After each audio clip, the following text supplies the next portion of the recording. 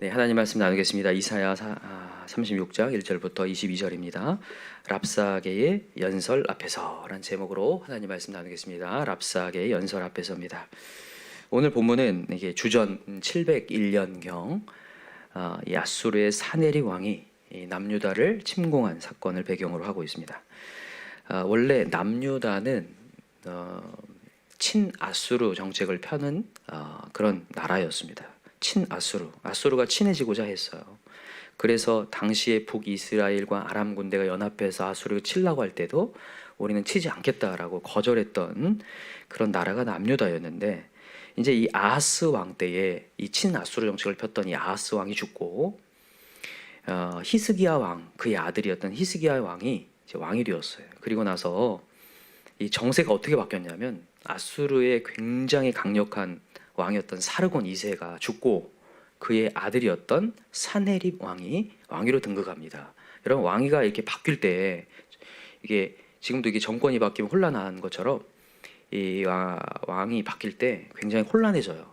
그리고 사르곤 왕이 굉장히 전투적인 사람이었기 때문에 그의 아들은 별로 별 볼 일 없을 것이다, 이렇게 사람들의 기대가 없었단 말이죠.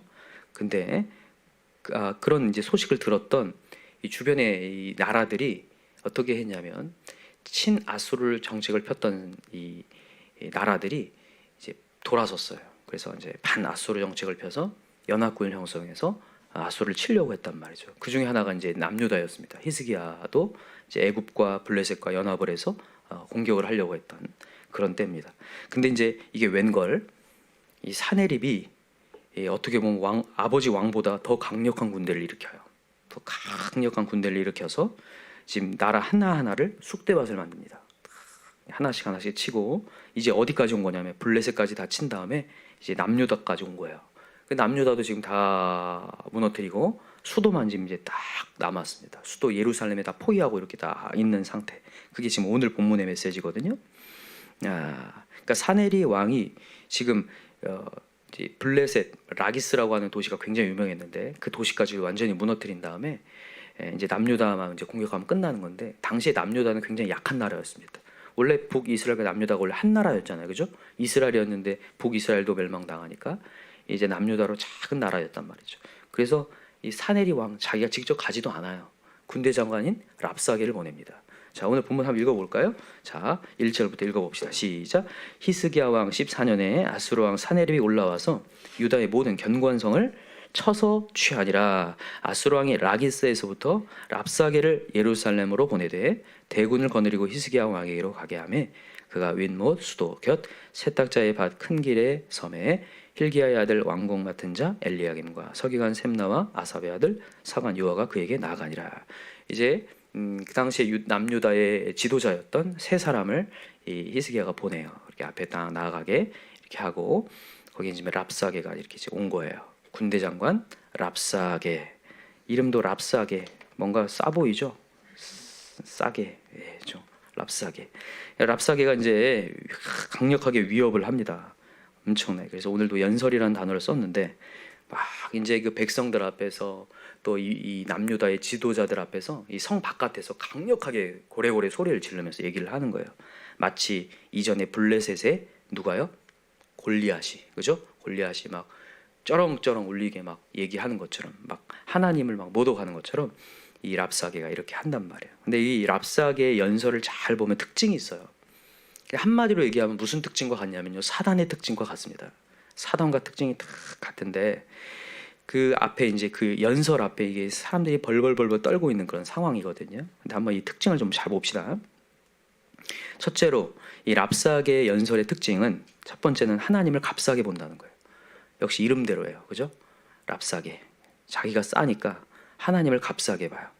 자, 이름대로 한번 봅시다. 어떻게 하는지. 자, 4절 한번 읽어봅시다. 랍사게 그들에게 이르되 이제 히스기야에게 말하라. 대왕 아수르 왕이 이같이 말씀하시기를, 네가 믿는 바 그 믿는 것이 무엇이냐? 네가 말하노니 네가 좋게 싸울 계략과 용맹이 있노라 함은 입술에 붙은 말뿐이니라. 네가 이제 누구를 믿고 나를 반역하느냐? 보라, 네가 애굽을 믿는도다. 그것은 상한 갈대지팡이와 같은 것이라. 사람이 그것을 의지하면 손에 찔리리니 애굽 왕 바로는 그를 믿는 모든 자에게 이와 같으니라. 혹시 네가 내게 이르기를 우리는 우리 하나님 여호와를 신뢰하노라 하리라마는 그는 그의 산당과 제단을 히스기야가 제하여 버리고 유다와 예루살렘에 명령하기를 넌 이 제단 앞에서만 예배하라 하던 그 신이 아니냐 하셨느니라. 자, 이거 보면 지금 이 랍사게가 두 가지를 얘기합니다. 너가 무엇을 의지하느냐? 하나는 너가 애굽을 의지하느냐? 이거 애굽을 의지하는 거는 의지하지 말라고 하나님 말씀하셨죠? 그건 진짜 여기 보면 말한 대로 상한 갈대지팡이 같다고 했거든요. 하나님, 이게 하나님 말씀을 대언하는 것 같아 보여요. 사단이 이렇게 겸용하거든요. 근데 그 뒤에 보면 7절에 보니까 하나님 여호와를 네가 신뢰하느냐? 그러면서 하나님 신뢰받자다. 너가 아무것도 아니다. 그 하나님 아무것도 아니다 하면서 애굽과 지금 이 하나님을 동등하게 보고 있어요. 이 하나님의 가치를 이 땅의 피조물과 동등하게. 이게 지금 랍사게는 어떤 거냐면 개나 소나라는 거예요. 지금 개나 소나, 애굽이나 하나님이나 네가 신뢰할 대상 아니다 라면서 막 얘기하는 거죠. 여기 뒤에 가보면 이제 그 내용이 쭉 나오죠. 자, 18절 보세요. 혹시 히스기야가 너에게 이르기를 여호와께서 우리를 건지시리라 할지라도 속지 말라. 열국의 신들 중에 자기의 땅을 아수르 왕의 손에서 건진 자가 있느냐? 하맛과 아르밧의 신들이 어디 있느냐? 스발와임의 신들이 어디 있느냐? 그들의 사마리아를 내 손에 건졌느냐? 이 열방의 신들 중에 어떤 신이 자기 나라의 손에서 건져냈기에 여호와가 능히 예루살렘을 내 손에서 건지겠느냐 하셨느니라. 하나님이나 열방의 신들을 똑같이 보고 있다는 거예요. 하나님을 값싸게 보는 거. 여러분, 사단마귀의 특징이 그거죠. 자기가 하나님과 뭐하리라? 비기리라 그랬죠. 그래서 하나님을 값싸게 보는 거, 하나님을 무시하는 거. 이게 사단마귀의 특징 중에 하나인데, 여러분 혹시라도 여러분들이 인생을 살면서 하나님의 어느 순간 인정이 되지 않고 하나님의 이 힘이 믿어지지 않을 때, 이게 사단이 나를 조정하고 있는 거예요. 여러분, 이럴 때 뭐 해야 되냐면 사단마귀를 물리치셔야 돼요. 이것을 깨닫고 물리치셔야 될 줄 믿습니다. 여러분, 하나님 예수 그리스도를 싸게 보지 않길 바라요. 여러분, 하나님이 능력이 없어서 행하지 않는 분이 아닙니다. 여러분 아시겠지만 예수님이 십자가에 달려 돌아가실 때 사람들이 밑에서 막 소리쳐요. 네가 진짜 왕이면, 네가 진짜 하나님의 아들이면 내려와 보너라. 여러분, 예수님이 힘이 없어서 내려오지 않는 게 아닙니다. 분명히 예수님 얘기하셔요. 내가 12군단 되는 천사를 보내서 여기 다 쓸어버릴 수 있다. 하나님 능력 있는 분입니다. 그러나 하나님의 목적을 행하기 위해서, 인류를 구원해내기 위해서, 죄를 대신 지시기 위해서 하나님이 기다리신 거죠. 여러분, 하나님은 항상 기다리시는 분이거든요. 힘을 발휘하실 수도 있지만 우리 하나님은 무식한 분이 아니에요. 여러분, 힘을 막 쓰는 자들을 무식하다고 얘기하죠. 그죠? 이렇게 무도라든지 이렇게 여러 가지 이렇게 어떤 수련을 할 때에 어떤 힘을 막 사용하지 말라고 하거든요. 힘을 어떻게 제어하느냐부터 가르치더라고요. 지금 이 하나님께서는 힘을 발휘하는 것이 아니라 잠잠하게 하나님께서는 지금 힘을 발휘할 때를 기다리고 계신 거죠. 여러분, 나중에 여러분 아수르를 하나님께서 힘을 발휘해서 무너뜨리십니다. 나중에 하루아침에 18만 5천 명이나 되는 아수르 군대를 완전히 부셔버리죠. 그런 하나님이시라는 거예요. 그래서 여러분과 저는 어떤 상황에서도 하나님이 힘이 없는 것처럼 보여서 하나님을 값싸게 만들면 안 돼요. 이 상황에 하나님은 역사하지 않는 것처럼 보이고 뭔가 터치가 없는 것처럼 보여서 하나님께 기도하는 기도가 약해지면 안 돼요. 우리 다시 한번 예수 그리스도의 이름의 가치를 높이십시다. 제가 어제도 말씀드렸지만 예수의 이름을 녹슬지 않게 해야 된다고 했어요. 예수 이름은 강력한 파워라고 했거든요. 이건 구원의 능력, 유일한 구원의 능력이라고 했거든요. 그래서 여러분 기도할 때 정말 예수 이름을 부르셔야 되고, 정말 예수 그리스도의 이름으로 기도합니다라는 그 기도가 정말 절실하고 간절해야 돼요. 예수만이 하십니다. 유일한 분이십니다. 제가 이전에도 얘기했지만 모든 성경의 해답은 다 뭘로 통한다고 했어요? 예수 그리스도로 통한다고 했죠. 예수로만 이게 통로가 되거든요. 그래서 여러분과 제가 오늘도 만약 마음이 무너졌어요, 힘이 없어요, 벌벌 떨려요, 그럴 때 여러분 예수 이름을 사용하시기 바랍니다. 나사렛 예수 이름으로 명하노니 하나님의 힘을 값싸게 만드는 나사렛 예수 이름으로 사단 마귀는 떠나갈지어다. 간절히 대적기도 하시기 바랍니다. 지금 이 사단 마귀 같은 이 랍사게, 이 값싸게 보는 이 랍사게가 이렇게 하나님의 가치를 떨어뜨리고 있는데 오늘도 그것을 이기시기 바랍니다. 두 번째 특징이 있어요. 두 번째 특징은 뭐냐면 이간질을 한다는 거예요. 이간질. 여러분, 사단의 특징 중에 하나가 이간질이거든요. 여기 잘 보세요. 7절을 다시 볼게요.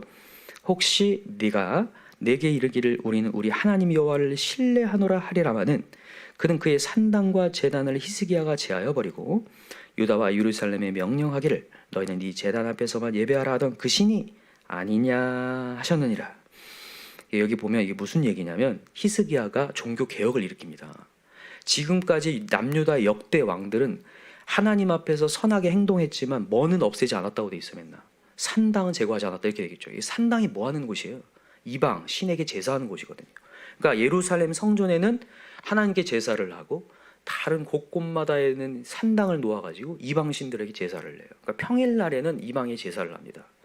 지금도 여러분 이슬람은요, 이 하나님의 것을 반하기 위하여서 원래 우리가 지난번 알제리 선교사님한테도 들었지만 토요일날이 원래 안식일인데 그는 금요일날로 바꾼다고 하잖아요, 이슬람.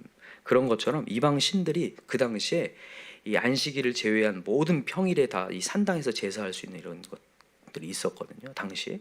근데 이 히스기야가 드디어 종교 개혁을 일으켜서 산당을 다 제거해요. 지금 그 얘기를 하고 있는 건데 그거 제거한 이 히스기야의 개혁이 무슨 소용이 있냐라면서 얘기하는 거예요. 이 얘기를 지금 왜 던지고 있는 거냐면 히스기야 당시에 왕이었을 때 여러분 히스기야의 어떤 정책에 반대하는 사람이 있었을까요, 없었을까요? 있었죠. 야당이 있었단 말이죠. 지금 그거에 대한 이간질을 위해서 이렇게 얘기를 하는 거예요. 이걸 언급하고 있는 거예요. 너희들의 왕이 한 것이 무엇이냐? 종교개혁을 일으켜서 이방의 신당들을 다 제거했지만 그게 무슨 소용이냐? 지금 결국엔 너희들은 다 파괴되고 예루살렘만 딱 남아있지 않느냐라고 하면서 이간질 시키려고 하는 거예요. 무너뜨리려고.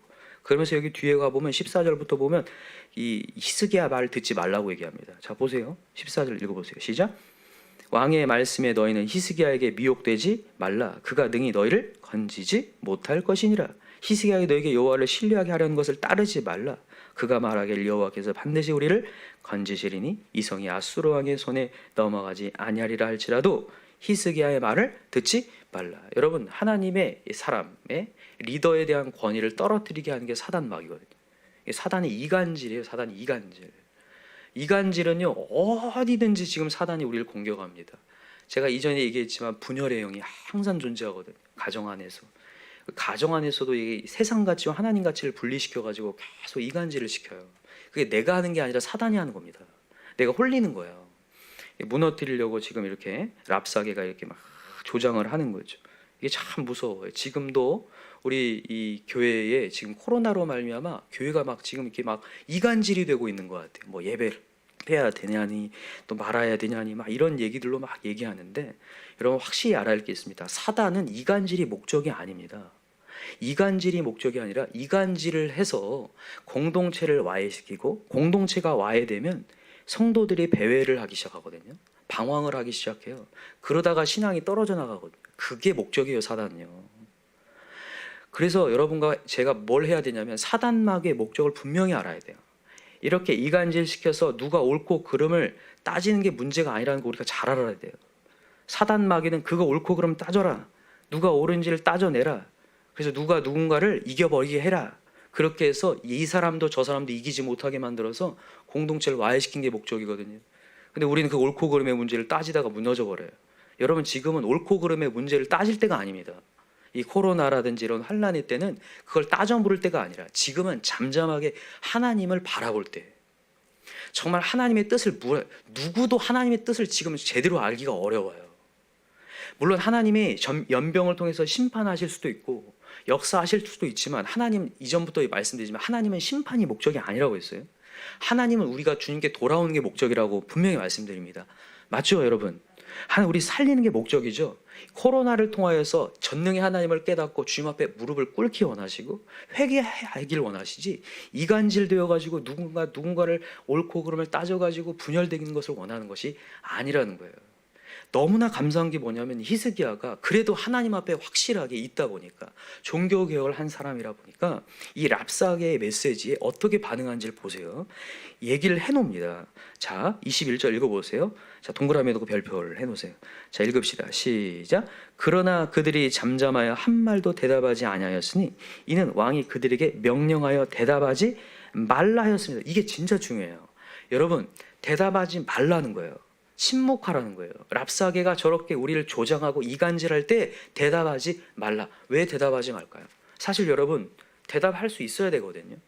여러분 예수님은요 사단마귀에 시험 왔을 때 대답을 하십니다. 근데 왜 여긴 대답하지 말라는 얘기가 맞을까? 왜인 줄 아세요? 확신이 없기 때문에 그래요. 여러분 확실히 아세요? 어떤 세상의 얘기가 여러분들에게 어떤 의견이 제시되거나 이런 얘기들이 여러분들에게 제안서가 딱 왔을 때 여러분들이 그걸 딱 받아들고 마음에 확신이 없잖아요? 그러면 답변을 바로 하시면 절대 안 됩니다. 아셨죠? 이게 진짜 지혜입니다. 확신이 없는데 답변을 하면 다 망해요. 다 실수가 됩니다. 이거는. 자 보세요. 여기 잘 볼게요. 지금 이 남유다는요 랍사게 앞에서 확신이 없어요. 벌벌 떨고 있는 상황이에요. 어떻게 알 수 있냐면 여기 뒤에 보면 11절 보세요. 랍사게가 막 말을 하고 있는데 거기 있던 이 남유다의 관료들이 랍사게한테 뭔가를 요청을 해요. 제발 이렇게 해달라고. 뭐라고 요청한지 보세요. 11절 시작.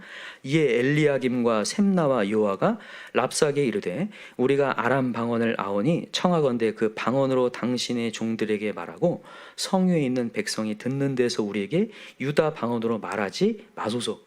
지금 뭐라고 얘기하냐면 랍사게가 막 고래고래 소리치려고 있는데 제발 유다 방언으로 하지 마세요.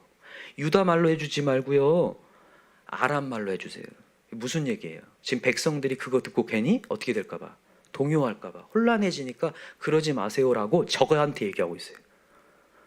여러분 이게 지금 말이 이런 멍청한 지도자가 어디 있어요? 이 적은 랍사게는 지금 백성을 동요시켜가지고 이간질 시켜가지고 무너뜨리려고 하고 있는데 거기에다가 지금 부탁을 하고 있는 거예요.